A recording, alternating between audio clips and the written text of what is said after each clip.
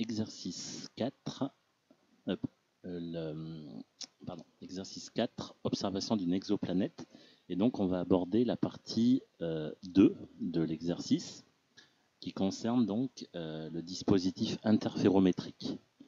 Alors la question qui est posée, c'est comment la faible luminosité d'une exoplanète la rend-elle difficile à observer?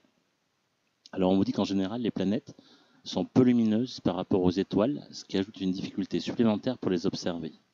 Alors le dispositif interférométrique qu'on va décrire a été proposé en 1978 par le physicien australien Braswell. Il permet de contourner ce problème. L'objectif est donc d'éliminer le signal de l'étoile tout en permettant l'enregistrement du signal émis par la planète. Alors ce dispositif interférométrique, comme on le voit, est constitué de deux télescopes identiques dont les lignes de visée sont tous les deux dirigées vers l'étoile lointaine. La direction d'une exoplanète à proximité de l'étoile, on voit qu'elle fait un angle alpha au niveau des deux télescopes par rapport à la ligne de visée. Dans ce dispositif, les faisceaux issus des deux télescopes ici sont recombinés grâce à un dispositif optique situé à égale distance des deux télescopes.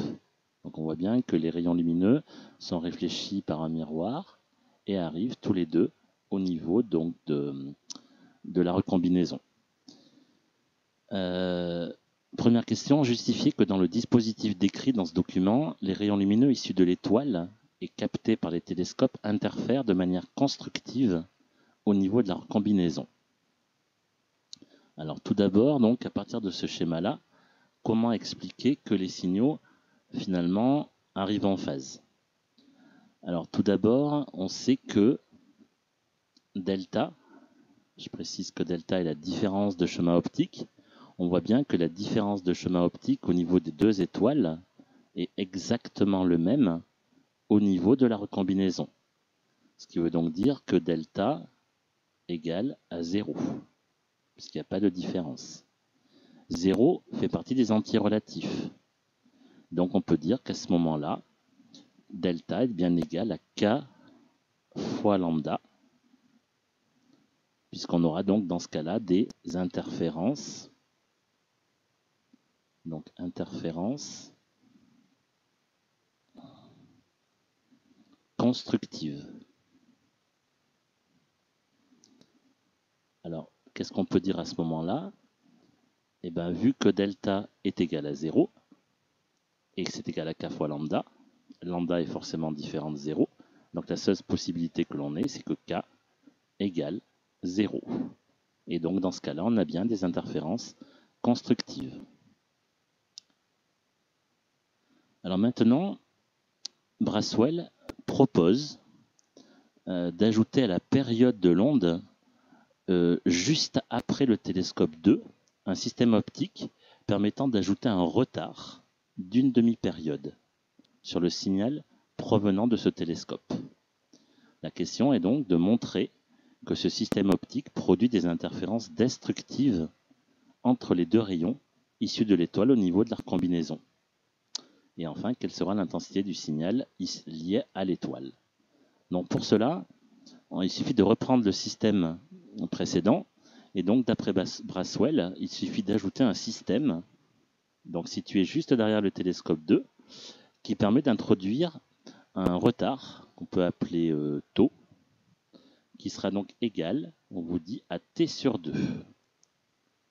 Ce qui fait que le signal issu du télescope 2 va avoir un temps plus long pour arriver à la combinaison.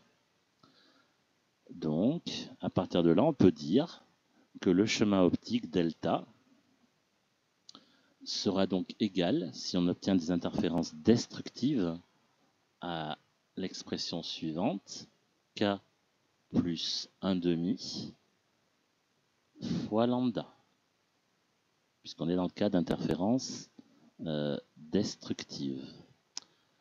Maintenant, nous, on s'intéresse à une période, une demi-période.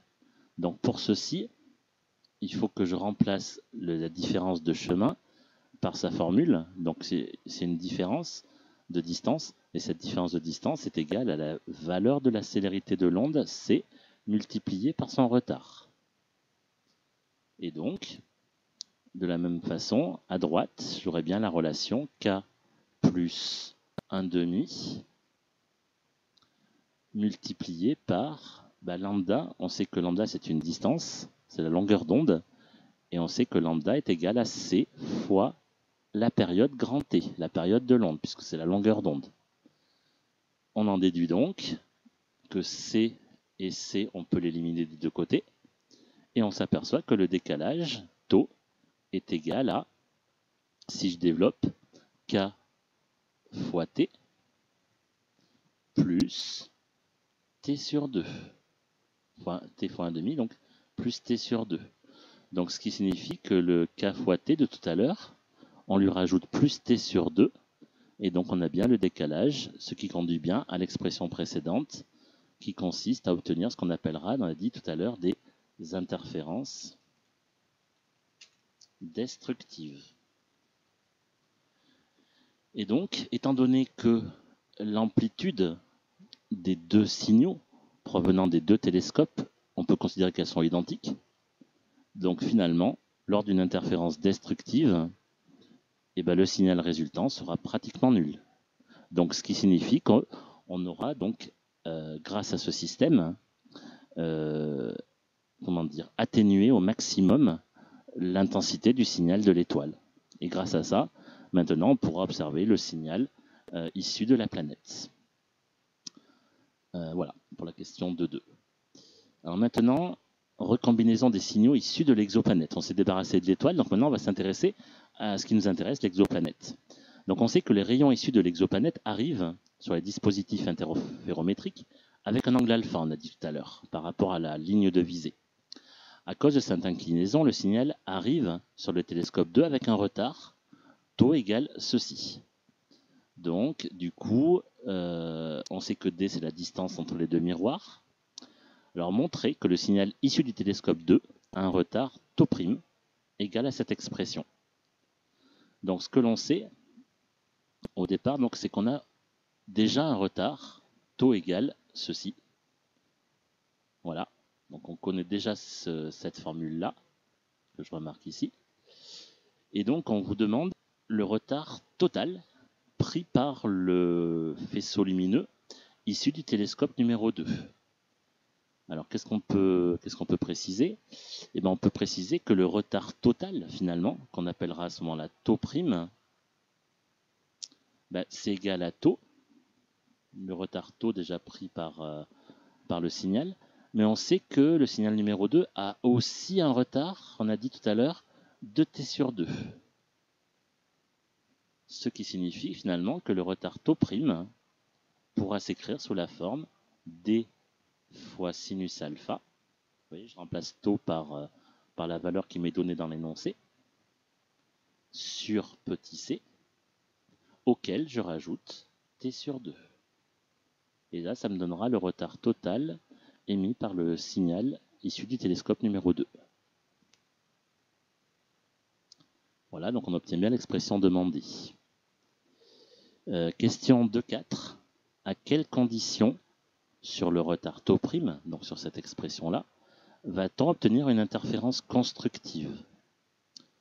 Donc pour cela, on applique la même définition qu'on a vue pour les interférences constructives, ce qui signifie que, on sait que tau' c'est égal à ça, et si les interférences sont constructives, on sait du coup que le retard tau' sera aussi égal à K fois T.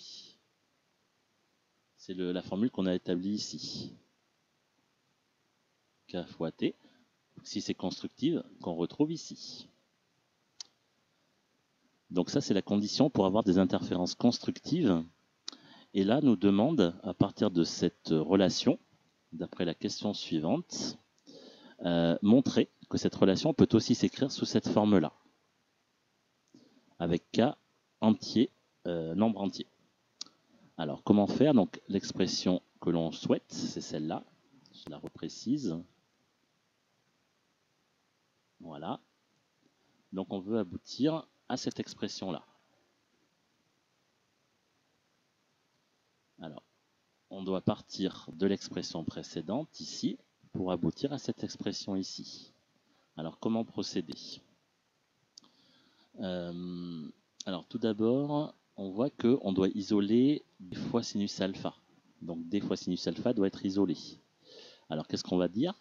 Donc on va dire que d sinus alpha sur c, donc je vais isoler ce terme, sera donc égal, d'après ce qui est marqué ici, à k fois t, et le plus t sur 2 passe de l'autre côté, donc devient moins t sur 2. Alors maintenant, ce que je peux faire, d'après l'expression précédente, c'est mettre t en facteur, puisque j'ai t et t qui intervient ici. Donc si je mets t en facteur, qu'est-ce qui va me rester dans ma parenthèse? Il va me rester k moins 1 demi. Je retrouve bien le k moins 1 demi qui est précisé ici. Donc ensuite, il faut que je me débarrasse du c qui est là. Donc pour ceci, je repars de l'expression précédente, d fois sinus alpha égale, donc le c est divisé à gauche, si je le fais passer à droite, il devient multiplié, c'est ce qu'on a expliqué aujourd'hui. Donc on obtiendra c fois t fois k moins 1 demi. Et donc, qu'est-ce que je constate? Je constate que j'ai une expression. L'expression c'est c fois t ici. Et bien, qu'est-ce que c'est que c fois t? On l'a écrit juste au-dessus. C fois t, c'est la valeur de la longueur d'onde, lambda. Et donc, on obtient bien l'expression d fois sinus alpha égale k moins 1 demi fois lambda. Voilà la démonstration pour la question 2.5. Enfin, question 2.6. Pour des petits angles, on a cette formule que je remarque, qui est donc sinus alpha à peu près égal à tangente alpha, comme c'est des angles en radians. Donc les deux formules sont à peu près égales, est égal à R sur d terre étoile. Voilà, je pars de cette formule qu'on me donne. Et donc la question est en déduire la distance minimale, petit d, entre les deux télescopes, pour obtenir une interférence constructive lors de l'observation de l'exoplanète 2M 1207b en rotation autour de l'étoile 2M 107a, sachant que l'on travaille en infrarouge. Donc on vous donne la longueur d'onde de 10 micromètres. Alors comment, à partir des formules précédentes, donc je rappelle, déterminer la distance minimale petit d entre les deux télescopes?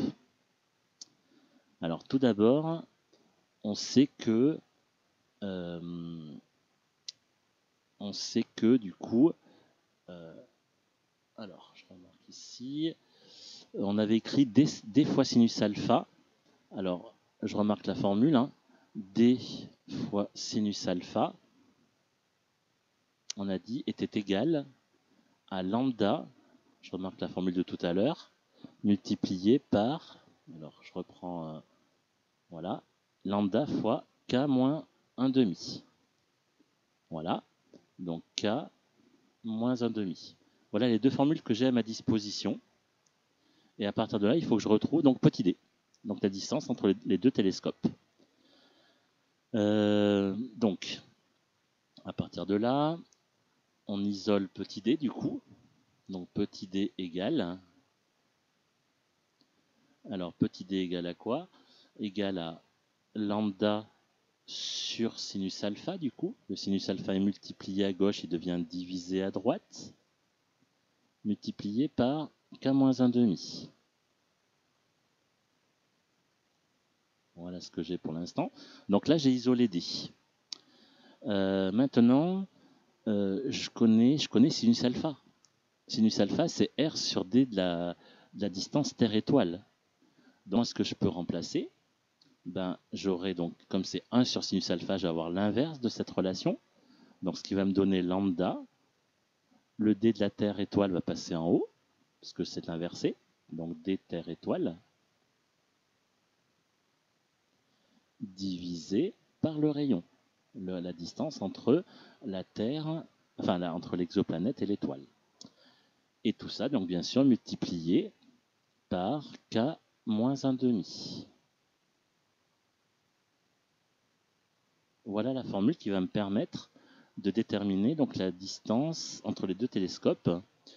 Et pour que cette distance, on nous demande, soit minimale, et ben, ce sera quoi la condition? Et ben, ça sera qu'il faudra choisir la valeur de k la plus petite. Donc pour le k ici, ben, la valeur de k pour moi, ça sera k égale 1. Ça sera la valeur non nulle la plus petite. Et donc si k égale 1, qu'est-ce qui va me rester? Il va me rester que petit d égale, et ben, il va me rester 1 moins 1,5, et ben, c'est égal à 1,5. Donc il va me rester lambda fois la distance T Terre étoile sur 1,5, donc ça fera 2 fois R. Donc voilà la relation qui me permettra de savoir la plus petite distance que je pourrais obtenir entre mes deux télescopes. Donc il me reste pour finir l'application numérique. Donc application numérique, petit d égale. Alors on sait qu'on a lambda qui valait 10. Alors qu'est-ce que c'était? Je reprends l'énoncé. Lambda c'était 10 micromètres. Donc je sais que lambda ça sera 10 fois 10 moins 6. 10 micromètres que je mets en mètres. Multiplié par la distance Terre-étoile. Donc on a dit que c'était 230 multiplié donc par l'unité qui valait, pour mettre en mètres, 9,461 10 puissance 15, je crois. Voilà. Et tout ça divisé par 2 fois la distance petit r. Donc la distance petit r, c'était 55. Alors 55, c'était unité astronomique, il fallait mettre en mètres. Donc pour mettre en mètres, c'est 1,496 multiplié par 10 puissance 11. Et si on fait le calcul, on obtient une distance D entre les deux télescopes de 1,3 mètres. Donc ça veut dire que c'est la distance minimale entre les deux télescopes pour avoir des interférences constructives au niveau de la planète, de l'exoplanète. Donc voilà, il faudra éloigner les deux télescopes de 1,3 mètre pour commencer à avoir un signal amplifié au niveau un signal amplifié qui correspond au signal donné par l'exoplanète. Voilà pour terminer.